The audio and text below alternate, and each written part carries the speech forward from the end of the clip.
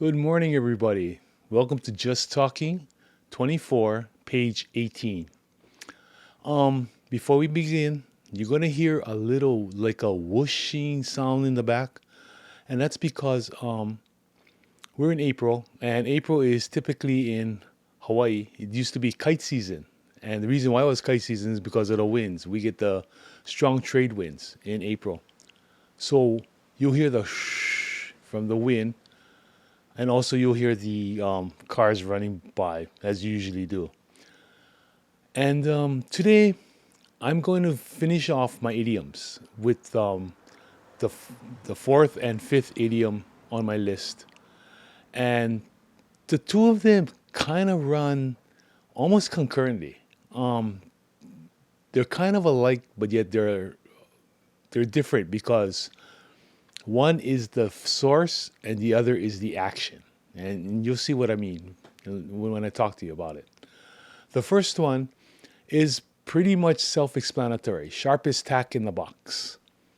We all know what that means. We've heard it said, like I said before, different ways. Like elevator doesn't go all the way to the penthouse, or lights on, nobody home, not the not the brightest bulb on the tree, or not the brightest bulb in the chandelier.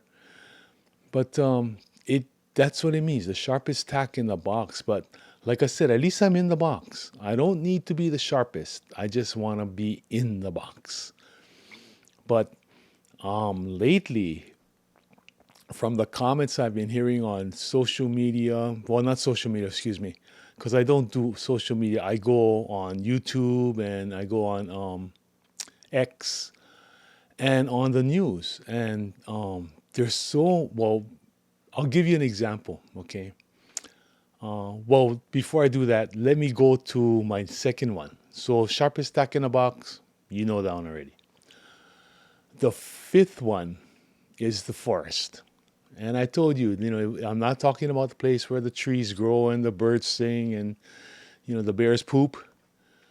The forest I'm referring to is the movie Forrest Gump. And from that movie, the saying that I adhere to all the time, I go to, my favorite saying, and it's not the sharpest tack in the box. No, excuse me, it's not the life is like a box of chocolates. No. The one that I refer to is stupid is as stupid does. And it's so true. Like I said, a person, and I've been taught this and I believe it with my heart, that actions always belie the truth. You give the person enough rope, they hang themselves. Why? Because their actions do it, not their mouths. Well, sometimes your mouths do it too. But a lot of times your actions, you let them go. They'll hang themselves. And that's been told to us many times, and it's been shown many times. Let me give you three most current examples. And this, like, two of them happened yesterday, which was, yeah. And then one of them happened 2 days ago. Okay. The first one that happened was, and it's all coming from the reputed largest news station in Hawaii. Okay. And, well, that's because they run like three different stations. The news, that one station runs three different stations. But anyway, they were putting down President Trump's tariffs and saying that the tariffs are going to kill our tourism industry. Yeah, like that's really the cause. And that it's going to drive prices higher.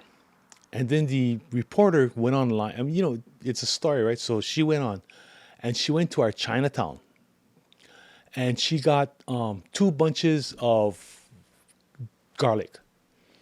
One showed 5 heads of garlic neatly arranged in a nylon sack. And then in the other hand, she had a handful of garlic, which was about five heads. And she said, these two go for about $3 in Chinatown. The netted one, the really pretty one, is from China. The one in my hand is from Gilroy, California. Okay, they both run about $3. With President Trump's tariffs, this $3 one from China's price is going to go out of the market. And I'm over there, okay, and that's really bad. So why is it bad? All it does is just forces you to buy California because nothing happens to the California one. And that was the purpose of the tariff. So by trying to destroy and undermine the tariff, she just reinforced what it was for. You see? And they don't know they're doing it. That is a Forrest moment. They think that her story backed up the original headline, which was the tariffs are going to kill Hawaii and kill our economy. You understand? That's the Forrest moment. Another Forrest moment, again, in the same newscast, in fact, it was the next story, was our legislature that says the tariffs are really bad for Hawaii because of, because they're getting all of this from the legislature or press releases from the governor's office or something. That, it's so bad for tourism and it's so bad for economy and everything. Yet, they're proposing to tax the cruise ship passengers. Wait a minute. You just said that the tariffs would be bad because the extra money that they got to pay would prevent or it would stop them from coming here. It would, yeah. And yet you want to tax the people that are coming here because they're stuck on the boat already and they have no choice. You see? That's a Forrest moment, folks. And the cruise line just said, hey, you know what? If you're going to do that, no problem. We just won't come to Hawaii. And he said, that's not a threat. And he said it on TV. It's not a threat. It is our viable choice. And it is a viable choice. You're going to go there, if you're going to go there and you're going to charge them more, don't go there. It's simple. It's common. It's like my doctor when I told him, doc, I fell down and I cannot do this in my arm. And he told me, easy, don't do it. Rest your arm for a few days. Then it'll come back. And sure enough, he came back. But, Forrest, that's a Forrest moment. You see it all over the place. Sorry. The other day, there was a question I saw Caroline Levitt again. I like that girl. That girl, she's sharp. And this guy was asking that the tariff laws covered these two islands. One was called McDonald's. I remember that because of the McDonald's franchise. And there was another island. And these islands have absolutely nothing to do with America for trade. And she goes, yeah, I realize that. But what you have to realize is that the other countries around the world realize this also. And if we put zero tariffs on them, these other countries will funnel all of their goods through this country. You put a packaging plant on that, on that country, and then you can see that product was made in that country. Therefore, it's not subject to tariffs. Right through. That's the technicality, and President Trump knows this. He is a businessman.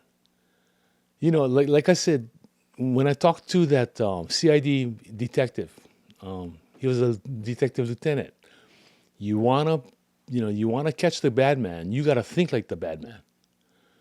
Okay, and I'm not saying that President Trump is bad, but he will take advantage because it's perfectly legal.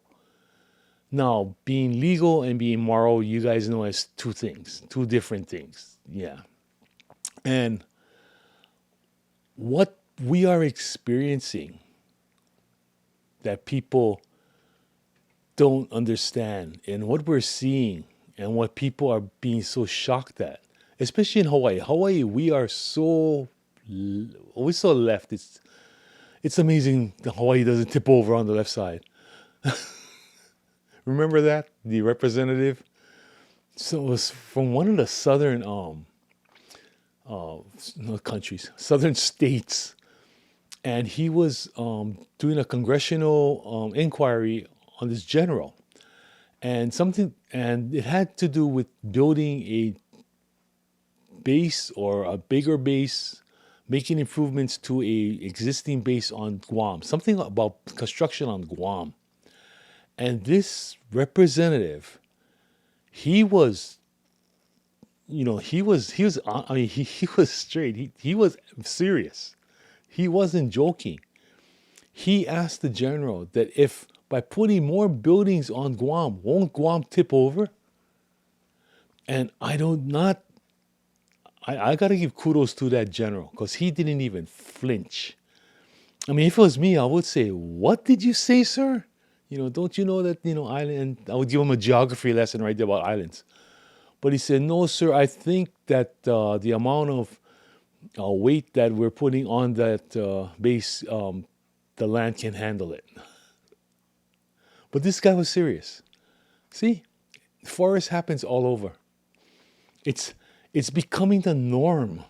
That's what's so upsetting to me. It's becoming the norm.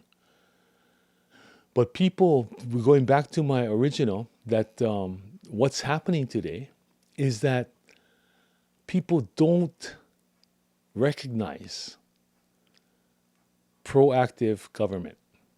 We talk about it. They talk about being proactive and, you know, nipping the bud, nipping it in the bud and stuff like that.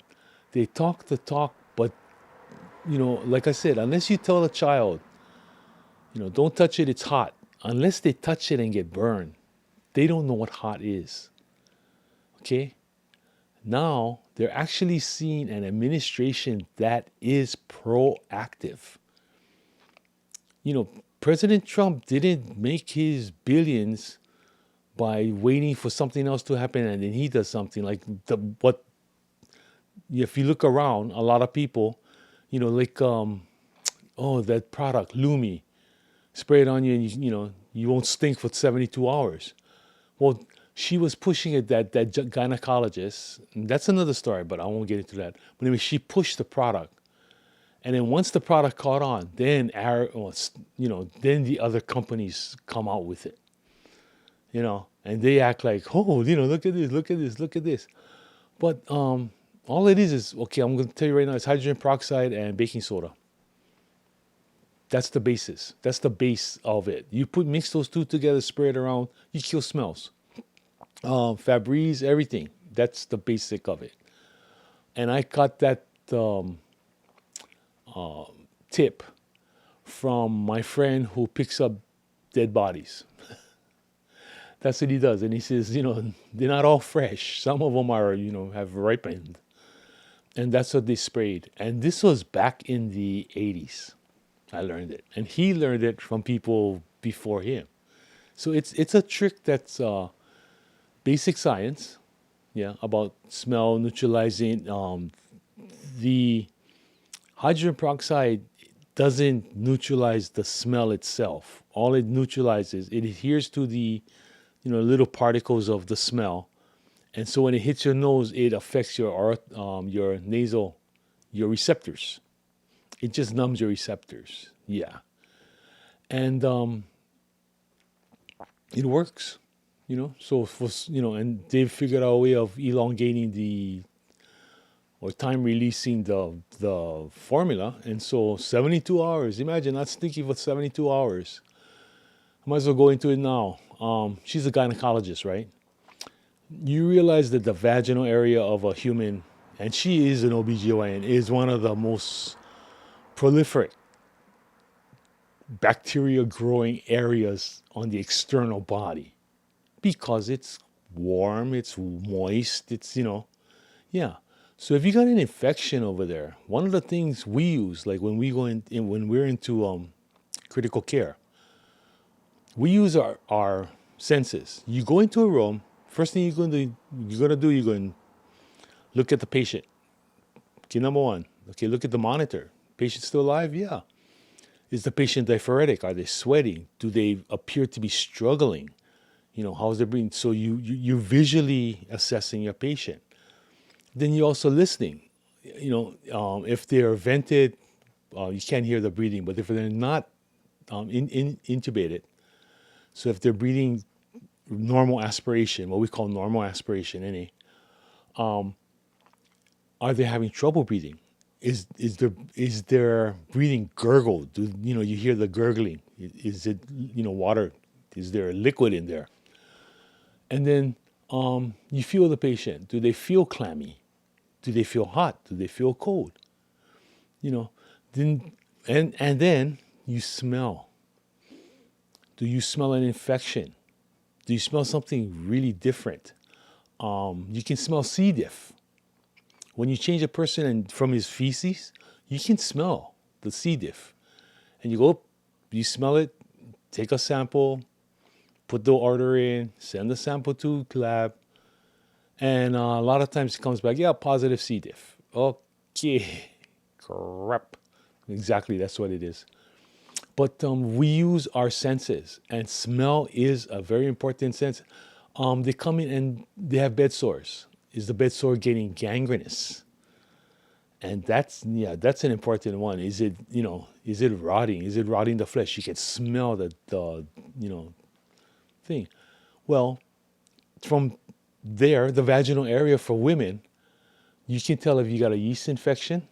If you have any kind of infection, you can have well, I'm not a gynecologist, so I don't know, the different disease, the different afflictions you can get into the vaginal area. But you need smell. You need that's natural. It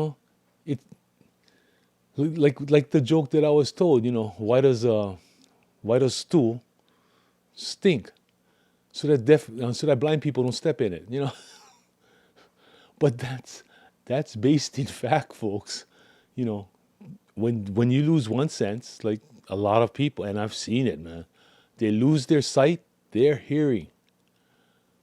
Amazing. Their touch, their sense of touch, fantastic. They can feel like I tell them, oh, I dropped something, and they find it, and it can be the smallest little screw, and I said, oh no. They go, what? I said, I dropped the mounting screw. I said, it's tiny. It's like less than eighth of an inch. And they go with their hand. They can't see, but they find it. And here I am. Thought I could see, and I couldn't. It's amazing how your body will it'll make up. It loses one, it sharpens up the others, and it's true. It does. But Forrest is just exactly that. Stupid is as stupid does. And like I said, folks, it's getting to be the norm. That's why when you see something smart, you don't recognize it because you're so caught up in stupid. And it's sad that it's come to this, but it has. Well, look at our kids, right? In school, look at their test scores. They're making the tests easier, and their scores are still going down. There was a school in Maui. I think I've told you this before, but only 18% of the students could read at the proficiently at or do math proficiently at their level. 18%. That that's almost third world country. And this is America. And we spend millions in Hawaii, or billions in nation. Every state, spends millions, if not billions, in education. And look what we're getting. We're paying for stupid. It's stupid. Forrest. It's Forrest, folks. Forrest. Stupid is as stupid does. And that's what Forrest means. So I will use Forrest not as much as the river. I'll tell you, get out of the river, get out of the river. And once you start thinking like that, it's really, it's kind of funny because you tell you that's how you start thinking. That's how I think now. Get out of the river. Get out of the river. You tell something. Well, like when I talk to people and I tell them, I saw a friend of mine at, I think I was in Longs, and that's the first. People are complaining. Okay, and then they're complaining about Trump. I tell them, well, why? And then they tell me why, and I tell them, well, this is what happens, but it hasn't happened yet. I told them you cannot reverse 100-mile trip in one step. Say I told you to walk to Nanakuli. Okay, then I tell you, you got to walk back. Can you do it in one step? And Nanakuli is a spot in Hawaii that's on the other side. It's on the west side of the island. I live on the east side. So Nanakuli is about I would say 35, 40 miles away. So it's almost at the end of the island. So if I asked you to walk there, and then I told you, turn around, walk back, could you make that walk back in 1 or 2 steps? No, really, could you do it in 1 or 2 steps? You go, no. I said, well, that's what you expecting President Trump to do. Turn over 100 years. And the reason why I used 100 is because America really started to grow after the Industrial Revolution. Up until then, we were just, farmers, hunters and gatherers, basically. When the Industrial Revolution hit, America took off, as did the rest of the world.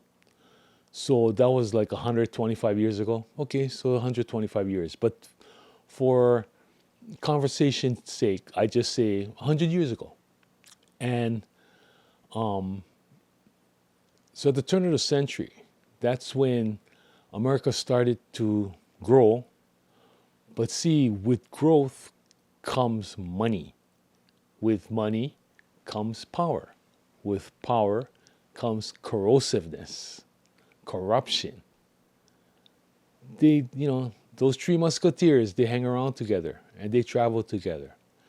And so how do you turn around 100 years of that in 2 months?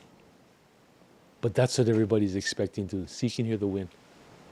Yeah, it's blowing out there. It's you got gusts up to 30 miles an hour. But so how do you explain that? How do you stop that? But people expect it. And who died and made you God? And this is the kind of people I have to talk to. And it's hard to explain. And I told them, what you're seeing is proactive government. And they look at me like, huh? I said, yeah, see, you've been promised it. The politicians have told you, we hear you, we're going to fix it and all this stuff. Okay, but they haven't. Well, you've seen a government that spotted the problem and they're fixing it. And that's what it takes to fix it. Like the old fashioned, when your tooth was cracked and you had a cavity, they fixed it and it hurt because they didn't have painkillers. Okay? For our hurt in the nation, we don't have painkillers. It's going to hurt.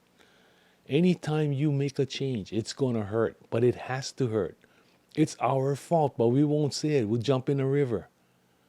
Or we'll give it to somebody else and expect it to be painless.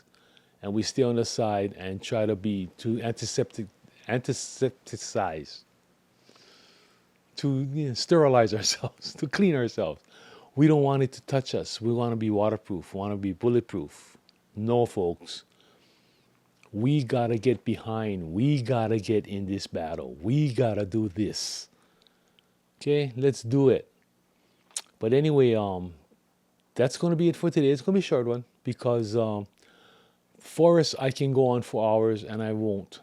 You just learn it. Learn the words and then observe. Just go around looking around and saying, hey, yeah, that is a Forrest moment. That is a Forrest moment. And pretty soon you'll be laughing. And then after that, heaven forbid you call someone Forrest. God, Cam was right. Oh, yes. See, the power of the Portuguese, man. Power. But anyway, I just want to say thank you very much for coming. I hope you guys have a great week. We got one more week. This is going to be Easter week. Good Friday, and then Easter is next Sunday. But I just want to tell all of you, thank you very much for coming. Thank you very much for showing up. Like and subscribe, and tell your friends, please. I'm trying to get the word out, and it's a slow and steady process, but keep the keep the shoulder to the grindstone. You know, every trip starts with yet a single step. And we're still taking our beginning steps, still learning. And so I just want to say ahui ho, malama pono, and of course, aloha. Bye bye. Love you.